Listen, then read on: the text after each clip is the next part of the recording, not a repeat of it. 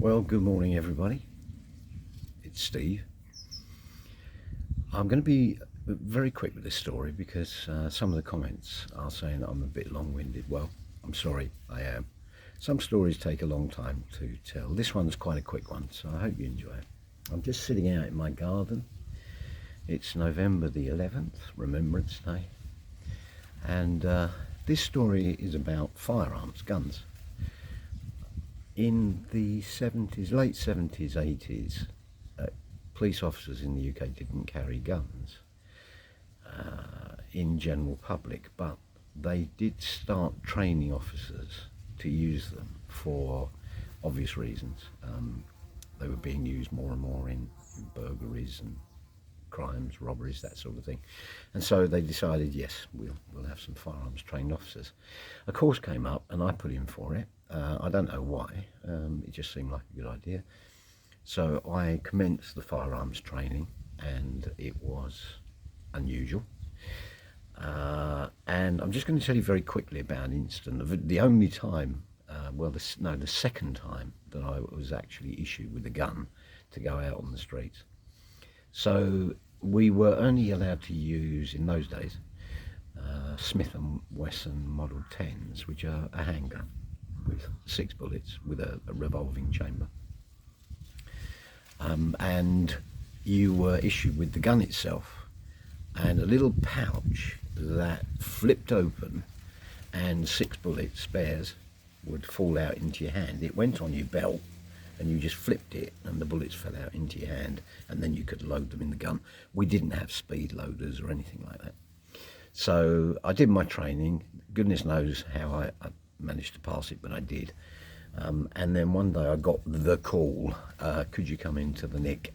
We've got an incident involving firearms. We need a firearms trained officer. So I trundled into the NIC. I saw the inspector who issued me with my Smith & Wesson Model 10 and 12 rounds of ammunition. And he briefed me in the car going out to the rural area. This was in the Tunbridge Wells area, shall we say. He briefed me in the car and said that this guy had gone absolutely loopy and was holding his family hostage. He'd got a shotgun, he pointed it at police officers who were on the scene, and we were going there just in case we had to take drastic action. You know, I did feel a lump in my throat, you know, I'm actually going to have to use this thing, am I?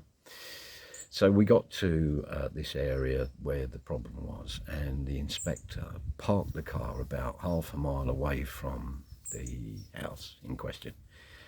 It was pretty black, there was no street lighting, and we pulled over by the side of the road, and as we pulled over I opened the door and the pouch opened itself and all the bullets fell out into the mud. And I'd shut the door and he'd already locked it by the time I'd realised that the pouch was open and the bullets were gone. Now, if you don't give back all your bullets, all 12, you are in deep doo-doo. So I was on my hands and knees in the black, in the pitch black, trying to find these things in the mud. And at the same time, the inspector had got out of the car, and in the dim light, he looked around for me and he couldn't see me. And so he called and I said, yeah, I'm here.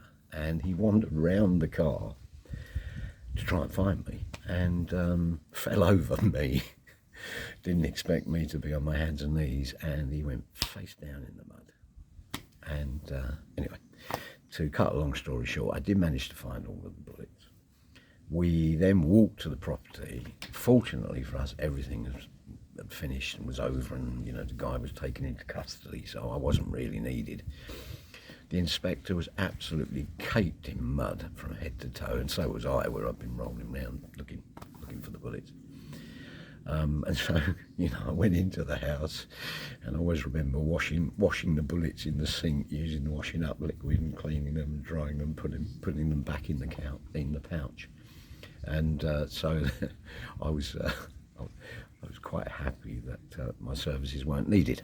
Anyway, a little story about firearms. I've got another one. that I'll lead on to in number 5. No, this is number 5, isn't it? Yeah, this is story number 5. In number 6, I'll tell you another story about firearms, which is quite amusing. I hope you like. And it's very interesting around here, by the way. I was up at the garden centre the other day, just up the road, and there was a guy in there, and I swear it was Michael J. Fox. It really, really looked like him.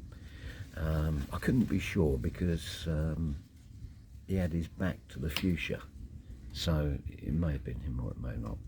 And I'm allowed to do dad jokes because I'm a dad and a granddad. See you in the next one. God bless.